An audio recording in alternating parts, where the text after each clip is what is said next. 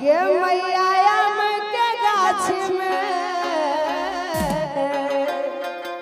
कि हमर टूट गेल कान के बाली आम के गाछी में गे हमर गिर गेल कान के बाली आम के गाछी में। अच्छा सबको याद है गाना ना? हमको गाने से पहले ये लोग गा रहे हैं। आइएगा म्यूजिक से। ओहो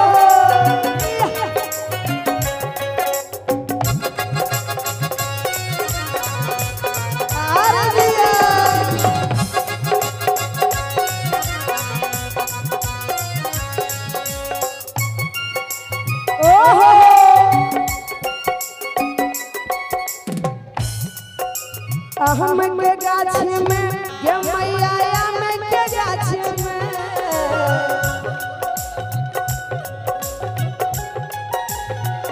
आम के गाछी में ये मैया आम के गाछी में हमर गिर गेल कान के बाली आम के गाछी में हमर टूट गेल कान के बाली आम के गाछी में।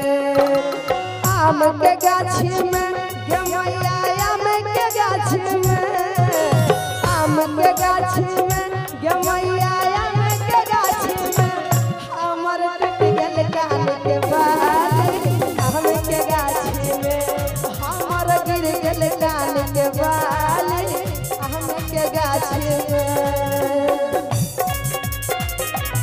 ओहो जिया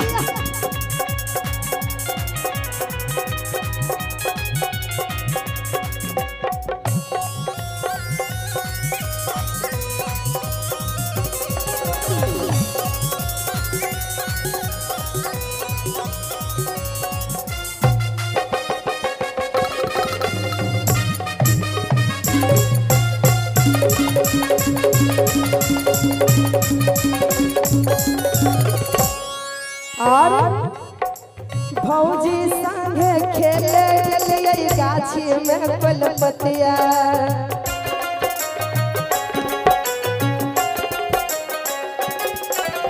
भौजी संगे खेले गेलिए गाछी में कोलपतिया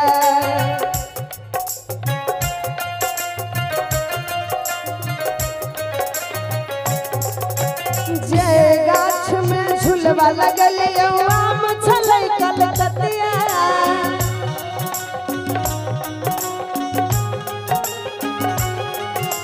जय गाछ में झूला लगल आम छलै कलकतिया ओहि में फंस गेल कान के बाली आम के गाछी में ओहि में गिर गेल कान के बाली आम के गाछी में।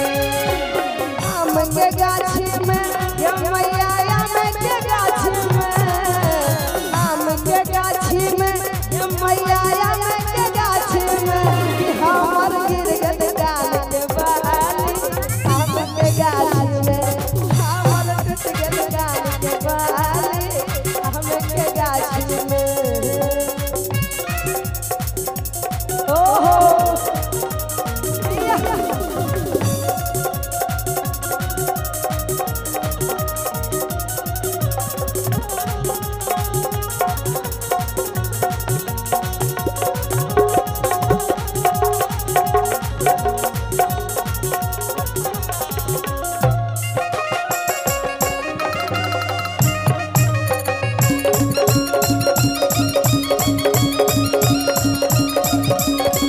और कहे छे एहो माई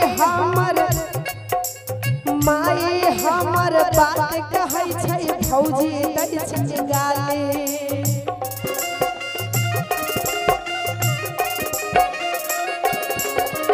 माई हमर बात कहै छै भौजी दै छै गाली